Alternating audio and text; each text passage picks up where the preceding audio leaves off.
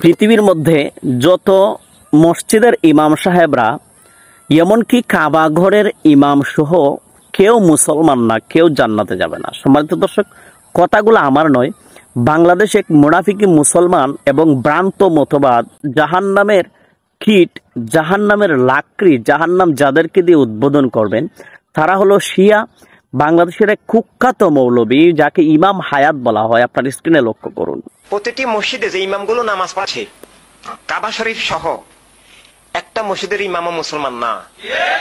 সবাই সবাই মুয়াবিয়াকে সাহাবী বলে, মুয়াবিয়ার উপর আল্লাহ রাজি বলে। সম্মানিত দর্শক, আপনারা দেখেছেন স্ক্রিনে যে তার নাম হলো ইমাম হায়াত। কাফেররা ইসলামের যতটা না ক্ষতি করবে তার চেয়ে বেশি ক্ষতি করবে মুনাফিকি মুসলমানরা। কারণ মুনাফিকি মুসলমানদের জন্য নবীজি আশঙ্কা করে গেছেন, নবীজি নিজেই বলে গিয়েছেন যে কাফেররা যতটুকু ইসলামের ক্ষতি সাধন করবে তার চেয়ে বেশি ভয় হচ্ছে মুনাফিকি মুসলমানদের জন্য। ইয়া মতবাদ যে তারা কি করছে, ইসলামটাকে কি পরিমাণে তারা নিচু হিসাবে এবং কাফের কুফফারদের সামনে ইসলামটাকে কিভাবে তারা উপস্থাপন করছে।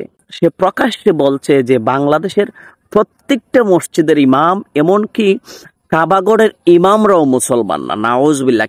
কেন মুসলমান না? তারা হযরতে আমিরে মুআবিয়া রাদিয়াল্লাহু তাআলা আনহুকে তারা সাহাবী মনে করে। তার কথা হলো, যারা আমিরে মুআবিয়া রাদিয়াল্লাহু তাআলা আনহুকে সাহাবী মানবে তারা কেউ মুসলমান না, এমনকি জান্নাতেও যাবে না। নাউজুবিল্লাহ। তাদের চুলকানো দেখুন, একজন সাহাবী আল্লাহর নবীজির সাহাবায়ে কেরামদেরকে নিয়ে তাদের কতটুকু বিদ্বেষী এবং কতটুকু আক্রোশ যদি থাকে, তাহলে একজন সাহাবীর ব্যাপারে একজন মুসলমান দাবি করে, নবীজির উম্মত দাবি করে, সে কিভাবে এরকম সাহাবায়ে কেরামদের উপর এরকম আক্রোশ বা সাহাবায়ে কেরামদের উপর এতটুকু পরিমাণে মিথ্যা অপবাদ দিতে পারে যে হযরতে আমিরে মুআবিয়া রাদিয়াল্লাহু তাআলা আনহুকে সাহাবী মানা যাবে না। যদি আমিরে মুআবিয়া রাদিয়াল্লাহু তাআলা আনহুকে কেউ সাহাবী মানে তাহলে সে মুসলমানই না, এমনকি কাবাগরের ইমামরাও জান্নাতে যাবে না, তারাও মুসলমান না। নাউজুবিল্লাহ।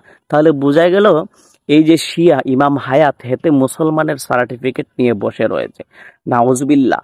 সম্মানিত দর্শক, আজকে আমাদের বিভিন্ন মাসআলা, বিভিন্ন ছোটখাটো বিষয় নিয়ে মতবিরোধ থাকতে পারে। আমরা দেখা যায় সোশ্যাল মিডিয়ায় বিভিন্ন মতবিরোধ থাকতে পারে, কিন্তু আমরা দেখেছি ইসলামকে নিয়ে কটূক্তি করার জন্য সাহাবায়ে কেরামদের পিছনে, আল্লাহর নবীজির পিছনে যারা মুসলমান নাম দিয়ে লেগেছে, এর মধ্যে একটি দল হলো শিয়া, যারা আহলে বায়াতকে মোহাব্বত করতে গিয়ে নবীজির সাহাবায়ে কেরামদের সাথে কটূক্তি, নবীজির সাহাবায়ে কেরামদের সাথে বিরোধী।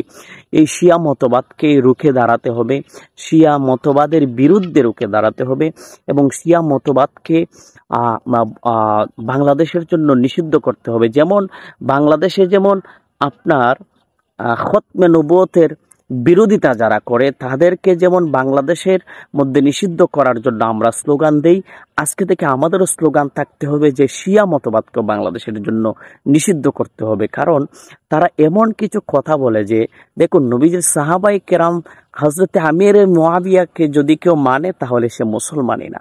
এরকম মতবাদ, চিন্তা, চেতনা যদি কোনো ব্যক্তির থাকে তাহলে সে কতটুকু ইসলামের মধ্যে থাকতে পারে। আমি মনে করি সে খারেজি এবং ইসলামটাকে কটূক্তি করার জন্য ইহুদিদের চক্রান্ত করে, ইহুদিদের টাকা খেয়ে সে মুসলমানের ভিতরে সে বিভ্রান্ত সৃষ্টি করছে।